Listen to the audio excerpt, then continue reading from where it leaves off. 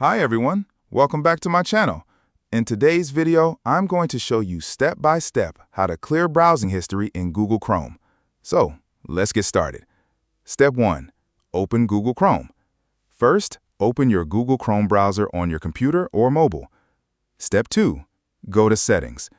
On the top right corner, you'll see 3 dots. Click on it. From the menu, select Settings. Step 3. Clear browsing data. In the Settings menu, find and click on Privacy and Security. Then click on Clear Browsing Data. Step 4. Choose what to delete. Here you will see options like Browsing History, Cookies and other site data, Cached images and files.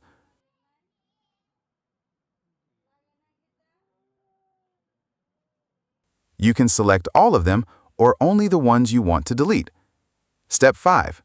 Select Time Range. At the top, you'll see Time Range.